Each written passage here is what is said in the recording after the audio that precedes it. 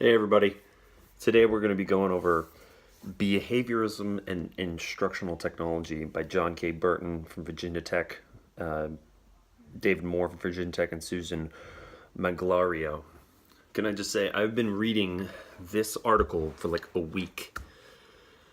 I don't know what it is. It's a beast. It's like 26 pages long, and every line is intense. Let's say it's very in depth. Not to the not it maybe not overly so. It's simply very in depth. I found myself, if you're trying to read this at night or early in the morning or with anything else going on, you're missing little words here and there, and those little words seem to make up a big deal. So let me describe it real quick. So ultimately, the article is really a call to action to retake behaviorism, all right? Because behaviorism has kind of gotten I'm new to instructional design and technology, so I'm not aware that behaviorism has a bad rap. In my line of work, it very much seems like behaviorism is still more or less what we're doing. And from this article, it doesn't seem like that's wrong, but it does seem that the authors feel they have to take the stance that behaviorism has fallen out of fashion, and they do go quite into that in the introduction and the abstract section. And what they're really kind of affronting is that mentalism or cognitive theories or constructivist theories, actually any theory beyond behaviorism, specifically Skinner's behaviorism, is unprovable. And if it's unprovable, then we can't do research about it, because what are we researching? We're just theorizing then. And they actually say at the conclusion of the article, they have these mini theories, mini theories wrapped up into a larger thought process, and they're just not impressed. It's very clear that anything they see all of these theories, whether it's generativism, cognitivism, constructivism, they see all these theories more or less just wrapping themselves up into attempts to explain behaviorism. And their argument is behaviorism hasn't really been explained all that well. It's been tested a bunch, but it kind of came at a time, it seems to them, came at a time where results were the primary thing people were looking for. And so because we were working so fast to get results, specifically the time after World War II, which they get into in the article, that those results wound up overshadowing, or the need for results wound up overshadowing some of the explanation of why those results came about. And that is their opinion as to why behaviorism has fallen out of favor somewhat, because the explanation sometimes is more important than the actual results. Their argument is, while they concede that it is important to know the explanation of things, ultimately being able to prove something, being able to I think they use the term "put your money where your mouth is," essentially prove your worth. I think that's the term they use, prove your worth. As an instructional designer, you're going to have to use behaviorism, because ultimately you're hoping for a change in behavior. You're hoping for, hey, we made this piece of instruction, we are getting this difference out of the subject. And interestingly enough, I feel the same about it, because when it comes down to it, I find myself, when we're reading a bunch of research, really emphasizing the practicality of the whole thing. Like, okay, this is great, learner center, blah blah blah blah blah. But is it practical? Like, I mean, if we have a class of 40 people, I mean, imagine in a big university, you have a class of 200 people. That instructor is going to have a really difficult time giving every one of those students one-on-one time. And when we look at inner city schools, when we look at any circumstance, we can't have every instructor and teacher needing to have this whole lifetime level commitment, because that's just not going to happen. Right? We would probably love it to happen, and it probably should happen, but there's just too many damn people. So let me go through the article a little bit. So, I mean, much of the introduction is kind of goes into just what I was kind of saying. Ultimately, why cognition is kind of gaining popularity goes into the mind-body problem, which they kind of talk about. They have a bunch of quotes from Watson, where they start to talk about stimuli and behaviors, which is really interesting. They get into functionalism, structuralism, so all these kind of tenets of why the mind-body problem is an issue and what led to behaviorism being the thing it is, right? Ultimately we did this and the learner did this, and we can actually measure that. And it's actually really interesting. So they go into introspection and constructivism. And being that a lot of the other articles that I've been reading, as well as the books, seem to agree that behaviorism is not super popular anymore, it was interesting to see the other side of the equation. And part of me, it gets somewhat into like a little existentialism here. At one point they're talking about at the surface of an apple, right? And whether the surface of an apple, like, does it matter whether our mind makes up the surface of the apple, or the apple actually has a surface that looks at it, and is super existential, right? Is the chair there?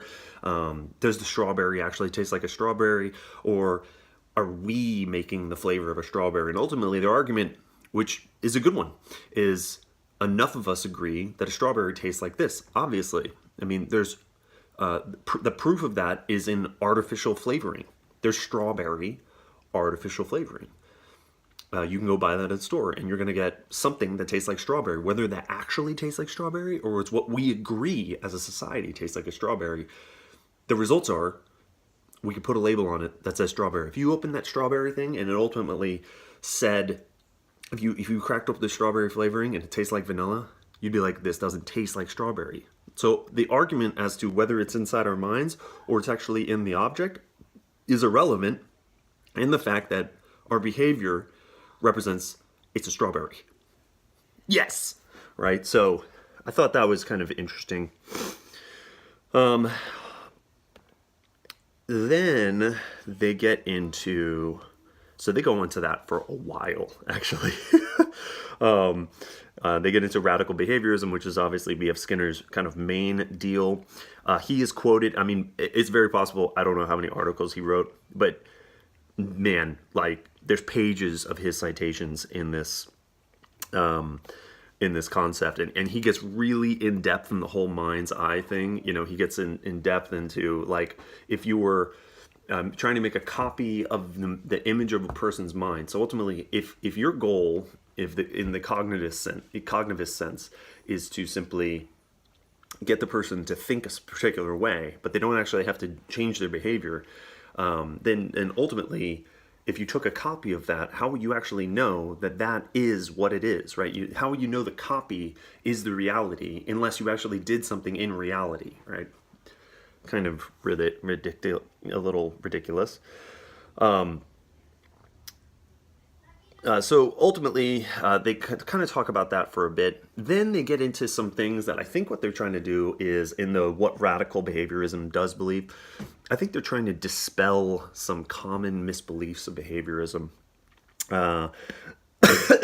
It gets into specific events, private events. It talks about the outside world affecting a person's individual decisions. It talks about it essentially talks about the need to actually have outward behavior, because ultimately, how do you ever know anything else? It doesn't believe in, it does not believe in private behaviors that cause public behavior. It believes in reinforcing consequences, which obviously makes sense.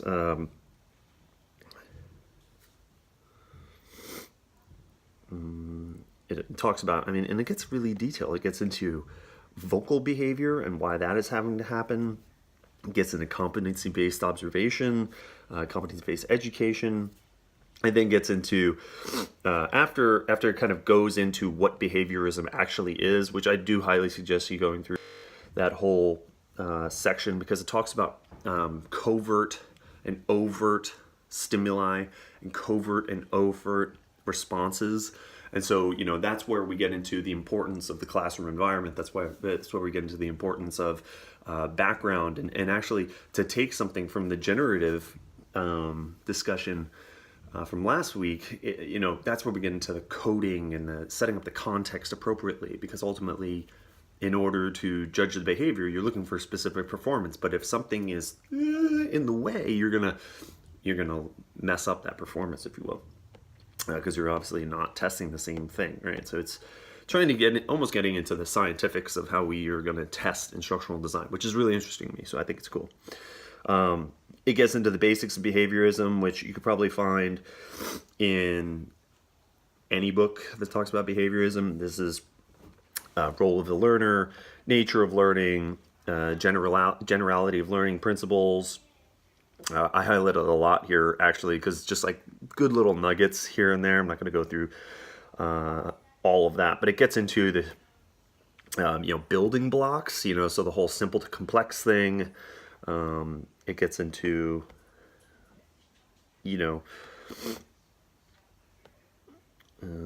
how do we get the behavior to change. It gets into things like, even tough love, like this very it gets into the positive positive reinforcement, negative reinforcement, and then negative non-reinforcement, and then positive non-reinforcement. It's really interesting. It kind of breaks it down really nicely, very similar to the book as well. Basic concepts and principles. It gets into respondent learning, operant conditioning, which is really, they take a deep dive on stimulus and responses. And as you can tell, we're at 12 minutes of this video, and I'm not even a third through this paper. So it's super, it's incredibly in depth. Let's see, what else does it get into? I really like it. They had this one section, 1.4.3, which is complex learning, problem solving, and transfer. And I'm just going to read this part really good because I thought it was great. Through discrimination, because they had a previous part that was very much about discrimination and what is the other thing called? Observation. And chaining. They had kind of gotten all into that. And they get into this really interesting part where they're actually trying to bring Gagne into the mix, which is good. So through discrimination, the individual learns to apply correct chains based off antecedent cues. Complex and lengthy chains, called procedures, continually incorporate smaller chains as the learner engages in more practice and receives feedback. Ultimately, the learner develops organized and smooth performance characterized with precise timing and applications. And then that's exactly what flying, that could explain flight training, which is my application, obviously, all the time. So I thought that was excellent. I really like that. The transfer involves the replication of identical behaviors from a task that one learns in an initial setting to a new task that has been similar elements.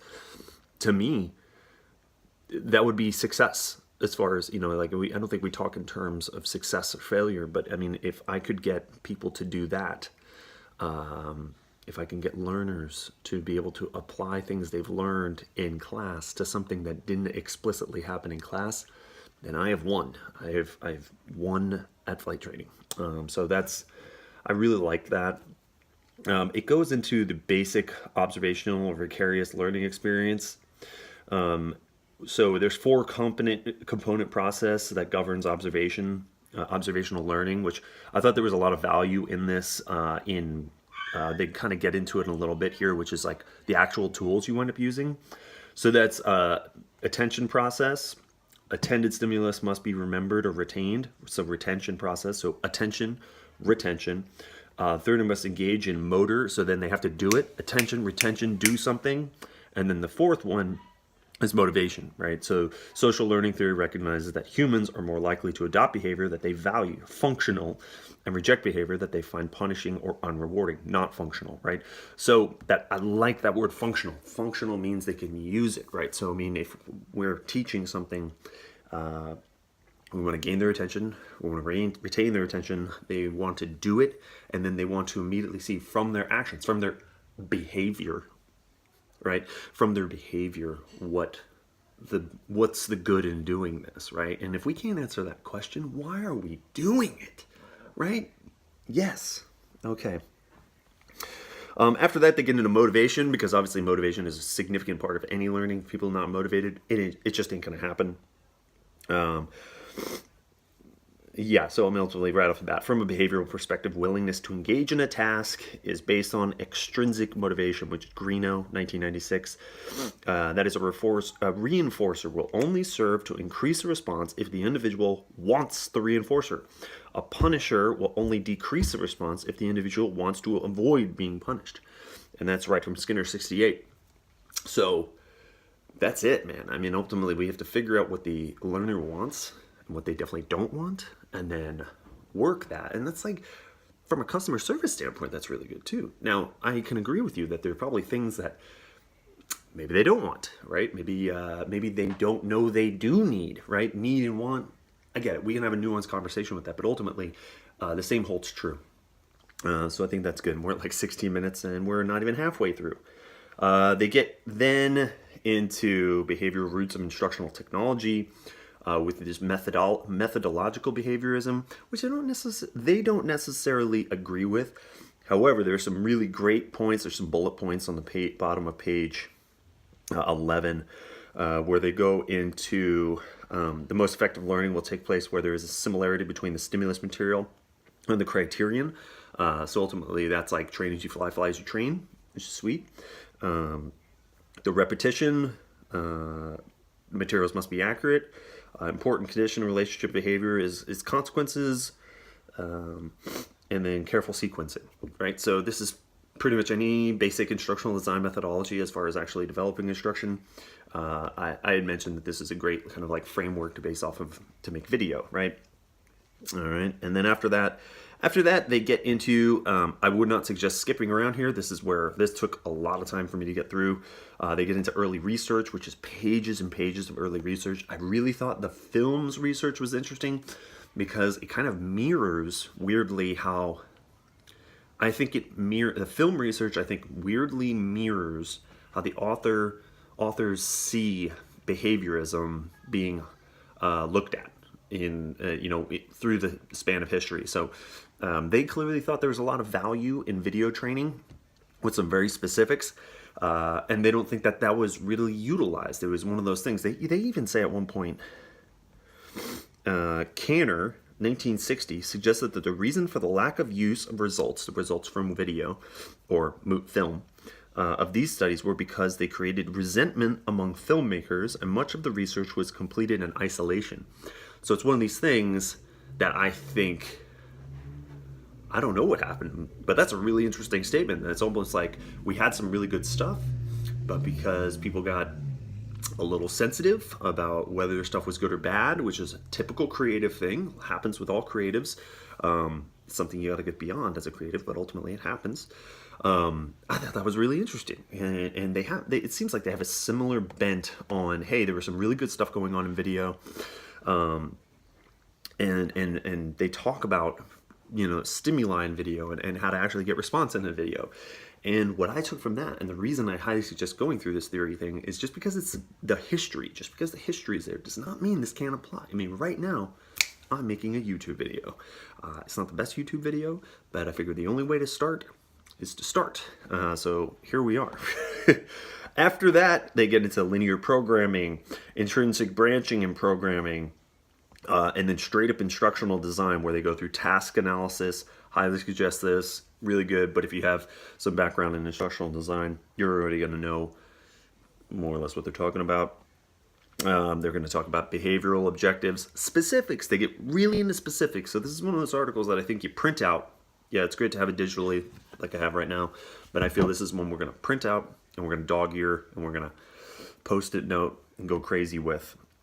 And then they get, finally, the last thing they get into is this current design and delivery models, and they get into this personalized system of instruction thing, which is essentially adaptive learning, right? And they get into self-pacing, they get into unit perfection requirement for advancement, so they get the use of lectures and demonstrations as vehicles for motivation, the related stress upon the written word and teacher-student communication, the use of proctors for feedback. Those are the 5 steps of what they're calling personalized system of instruction, or the Keller plan. Ultimately, it's very much like adaptive learning, as far as I'm concerned. And they get into the effective pacing, the effective unit perfection. So what they wind up doing, what the authors wind up doing, is diving right into using behaviorism, right? Because they understand there's stigma behind it. And what they're trying to do is give you some really practical ways of doing that, right? I mean, getting into what the proctor is supposed to be doing, getting into Bloom's taxonomy, getting into all this kind of stuff, which is really, really great. I think it's one of these ones you're going to want to click off. They get into precision teaching, direct instruction, distance education, introducing the Morningside model. Morningsdale. And then finally, computers, right? So I think what they're trying to do here is reshape the argument behaviorism and say, hey, we understand it fell out of light, but it's pretty sweet, and I think you should keep it around. I'm going to finish with something they finished with at the end. Behaviorism is simple, elegant, and consistent, right? Behaviorism is a relevant and viable philosophy to provide a foundation and guidance for instructional technology. It has enormous potential in distance learning system. Scholars and practitioners need to revisit the original sources of this literature to truly know its promise for student learning. And that I ask you to do. Same thing. If you have any questions about behaviorism, put them in the comments. I'll be happy to get back to you. Thanks a lot.